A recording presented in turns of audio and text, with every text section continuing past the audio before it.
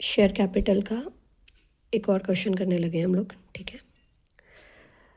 Space limited was registered with an authorized capital of rupees 20 lakh divided into 2 lakh shares of 10 each. Authorise capital का मतलब होता है maximum shares और maximum capital जो एक company issue कर सकती है। पर ज़रूरी नहीं है कि अगर तुमने 2 लाख ऑथोराइज कैपिटल रजिस्टर करवाई है तो तुम 2 लाख शेयर्स ही इशू कर दोगे। तुम उसमें से जब तुम्हें जितनी ज़रूरत है उतने शेयर इशू कर सकते हो, ठीक है।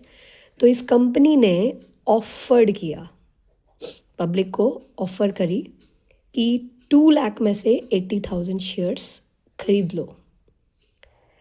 Payable 4 rupees on application, 7 on allotment. Allotment में 1 रुपये प्रीमियम है, ठीक है।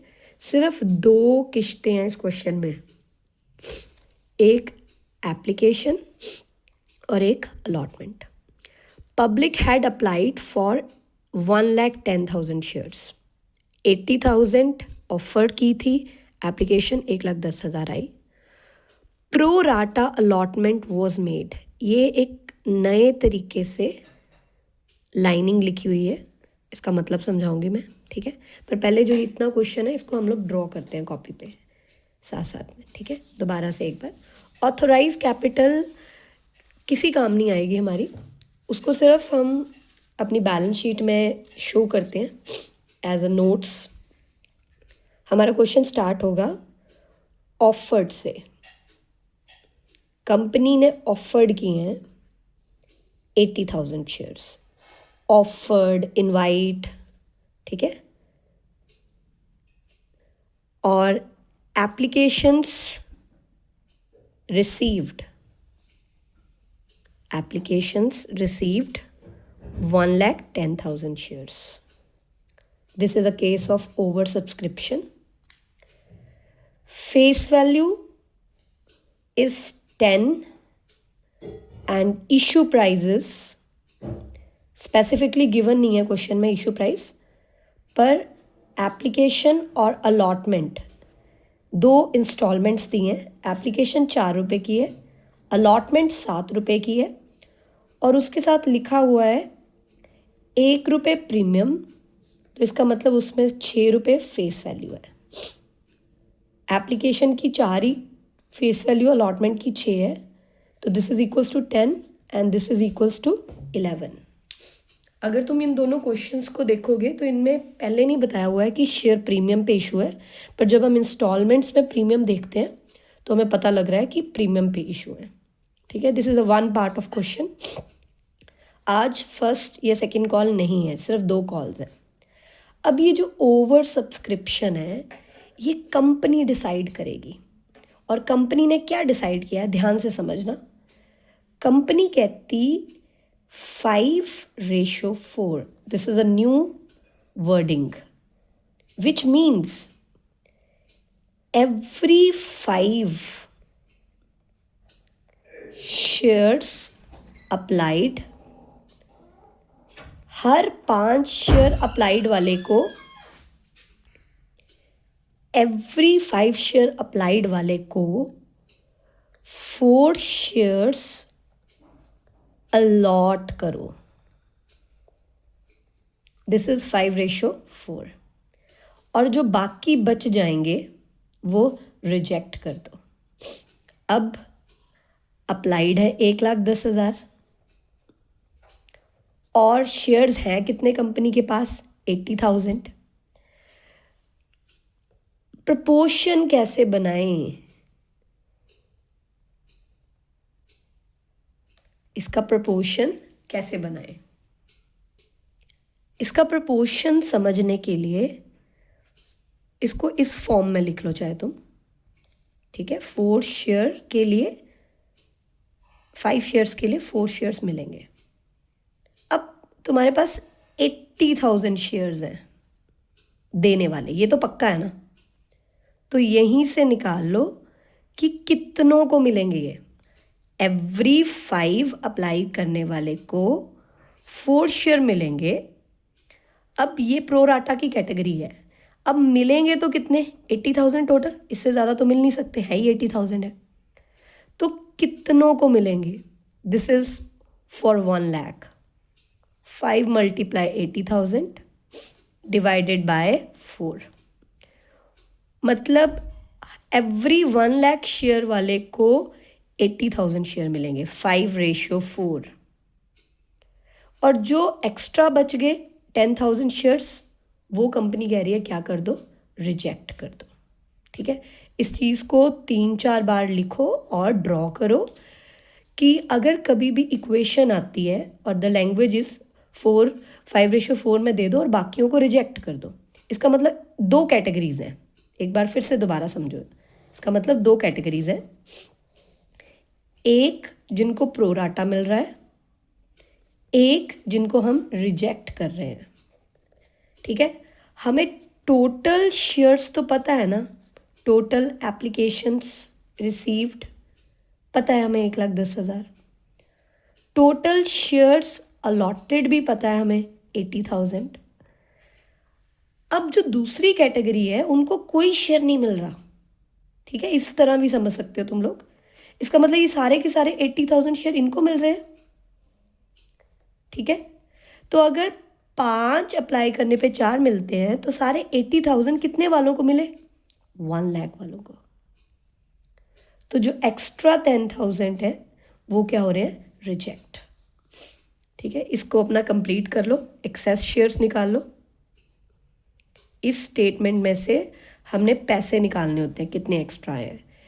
कैटेगरी 1 के 20,000 एक्स्ट्रा है, कैटेगरी 2 के 10,000 शेयर्स एक्स्ट्रा है। At the rate of excess money कितनी है, एक्सेस मनी कितनी है, एप्लीकेशन की किस्त के अकॉर्डिंग पैसे आएंगे 4 रुपये के हिसाब से। इसके 80,000 एक्स्ट्रा है, इसके 40,000 एक्स्ट्रा है। इसके 40,000 जो है ना, ये 100% वापस करने पड़ेंगे, बिकॉज इसके कोई शेयर दिए नहीं तो इसका पैसा कैसे रख सकते हो। बट जो ये 80,000 वाला है, इसके लिए क्वेश्चन की लैंग्वेज पढ़ सकते हो, क्वेश्चन ने क्या लिखा है। अगर कुछ ना लिखा हो, ऑलवेज अज्यूम कि this is use for at least allotment. इसको काय के लिए यूज़ कर देंगे, अलॉटमेंट के लिए यूज़ कर देंगे। ठीक है, फर्दर क्वेश्चन में आते हैं। इसके बाद क्वेश्चन में लिखा हुआ है मुक्ता होल्डिंग 6,000 शेयर्स। मुक्ता एक शेयर होल्डर है जिसके पास 6,000 शेयर्स हैं, अप्लाई नहीं किया हुआ है, 6,000 है। फेल टू पे अलॉटमेंट मनी, मुक्ता ने अलॉटमेंट मनी नहीं दी। इसका मतलब सिर्फ एप्लीकेशन दी है। हर शेयर्स वर फोरफिटेड, उसके शेयर्स कंपनी ने क्या कर लिए, फोरफिट कर लिए। फिर बाद में री इशू किए 4,000 शेयर्स 2 रुपये डिस्काउंट पे। ठीक है, स्टार्ट करते हैं सम करना, एंट्रीज डालना, जर्नल का फॉर्मेट बना लो। हाँ जी, जो हमने ये वर्किंग नोट बनाया है इसी की मदद से हम लोग एंट्रीज को ट्राई करेंगे, सारी की सारी सेम सीक्वेंस में। जिन लोगों ने पिछली 2 वीडियोस देखी हैं उनको एक चीज़ क्लियर हो जाएगी कि हर क्वेश्चन में सेम स्टेप्स होते हैं, प्रोवाइडेड कोई 1-2 चीज़ें नहीं आती हैं, बाकी सारा सम सेम चलता है।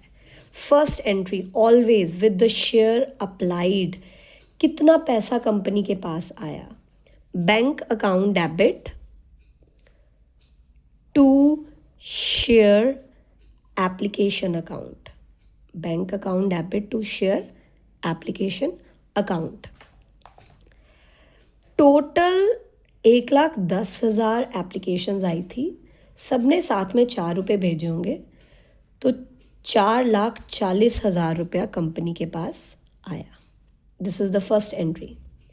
सेकेंड एंट्री, कंपनी ने ये 4,40,000 जो आया हुआ है शेयर एप्लीकेशन अकाउंट डेबिट 4,40,000। इसमें से कितने शेयर्स दिए? जितने कंपनी के पास हैं, 2 शेयर कैपिटल। कंपनी के पास सिर्फ 80,000 शेयर्स हैं, 4 रुपये के हिसाब से 3,20,000 कंपनी ने अलॉट कर दिए। बाकी पैसे कहाँ गए? दिस इज जो अलॉटमेंट के लिए यूज करना है, 2 share allotment account. It's a calls in advance, पहले पैसा आ गया 80,000, और जो वापस कर देने हैं पैसे, that is to bank refund 40,000। So this is the entry number 2। इसके बाद अलॉटमेंट की किश्त ड्यू करेंगे। कंपनी मांगेगी लोगों को, लेटर्स भेजेगी कि अलॉटमेंट के पैसे भेजो। Share allotment account debit, 2 share capital. अगर प्रीमियम है तो 2 सिक्योरिटी प्रीमियम। 80,000 शेयर्स पे कंपनी 7 रुपये मांग रही है, 5,60,000। 80,000 में 6 रुपये, 7 में से 6 रुपये फेस वैल्यू है। कैपिटल के सामने हमेशा फेस वैल्यू आती है, 4,80,000, और 80,000 into 1 is a security premium 80,000। Entry number 4, most important, another entry. आज तुम बोल रहे हो 5,60,000 भेजो, पर लोगों ने बोला कि हमने पहले ही कितने पैसे भेज दिए हुए हैं? 80,000। तो इसका मतलब रिमेनिंग पैसा जो है 480, वही आ जाना था, 4,80,000 आ जाना था। बट अलॉटमेंट के नीचे क्या लगा हुआ है? क्रॉस। क्रॉस मतलब कॉल्स इन एरियर है, तो सारे पैसे नहीं आ गए। बैंक में 480 नहीं आएगा, कॉल्स इन एरियर भी है, कॉल्स इन एरियर भी है, 2 शेयर अलॉटमेंट। आज अलॉटमेंट में आने हैं 480, उसमें से कॉल्स इन एरियर। अब पिछली 2 क्लासेस में ये भी तुम्हें पॉइंट बताया था कि जो ये मुक्ता है, जिसने अलॉटमेंट नहीं दी उसके अकॉर्डिंग, बट मुक्ता के कोई ना कोई पैसे पहले आए हुए हैं, ठीक है। वो वर्किंग नोट हम लोग बनाते हैं यहीं पे, इसी जगह पे, जैसे हम हमेशा बनाते हैं। उस वर्किंग नोट में हम क्या करते हैं? इक्वेशन लिखते हैं, शेयर अप्लाइड, शेयर्स अलॉटेड। अगर 1 लाख अप्लाई करने पे कंपनी 80,000 शेयर्स देती है, तो अगर मुक्ता जी को 6,000 शेयर्स मिले हैं, अलॉटेड हैं, होल्डिंग है, तो उसने अप्लाई तो ज़्यादा के लिए किया होगा ना। 1 lakh into 60,000 divided by 80,000 shares, उसके अप्लाइड निकाल लो, और उसने 7,500 शेयर्स के लिए अप्लाई किया होगा, तो ही कंपनी ने उसको 6,000 शेयर्स दिए हैं। इसका मतलब इसके एक्सेस शेयर्स, जो इसने एक्स्ट्रा शेयर्स के लिए अप्लाई किया, दैट इज 1,500, इसकी excess money at the rate of 4, 6,000। इसकी एक्सेस मनी 6,000 आई हुई है। जब कंपनी ने इससे अगली किश्त मांगी, अलॉटमेंट ड्यू की, उसको मिले तो 6,000 शेयर है ना, 6,000 इंटू 7, 42,000 रुपीज़ कंपनी ने मांगे। 42,000 उसने कुछ नहीं दिया, बट उसका ऑलरेडी कितना आया हुआ है? 6,000। तो 36,000 इसकी क्या बनेगी? Calls in arrear, calls in arrear 36,000। And the remaining amount 4,44,000 bank में आ गया। अब कंपनी ने मुक्ता के जो ये शेयर्स थे वो फोरफिट कर लिए। जब भी कंपनी शेयर्स फोरफिट करती है इट्स अ कैंसलेशन एंट्री, तो शेयर कैपिटल को क्या कर लेते हैं हम लोग, डेबिट। बहुत ध्यान से, बहुत कंफ्यूजन होती है बच्चों को इन एंट्रीज में। Share capital account debit, 6,000 shares multiply always with the face value and multiply the amount कॉल्डेड up. कॉल्डेड up का मतलब आपने फोरफिट करने से पहले कितने पैसे मांगे हैं, 10 रुपये, तो यूर कॉल्ड अप। पर मान लो अगर 3 किश्तों वाला सम है, 4 किश्तों वाला सम है, अगर पूरे पैसे नहीं, मतलब तुमने क्रेडिट नहीं किया है कैपिटल को, तो डेबिट भी फुल अमाउंट से नहीं करोगे। जितने से क्रेडिट किया है पिछली एंट्रीज में उतने से ही डेबिट करोगे। ठीक है, इस क्वेश्चन में दोनों किश्तों के 10 रुपीज़ थे, तो 60,000 आ गया। अब उससे भी इम्पॉर्टेंट चीज़, सिक्योरिटी प्रीमियम कब डेबिट करते हैं? क्या हमेशा डेबिट होगा? नहीं, इसको कैप्चर कर लो।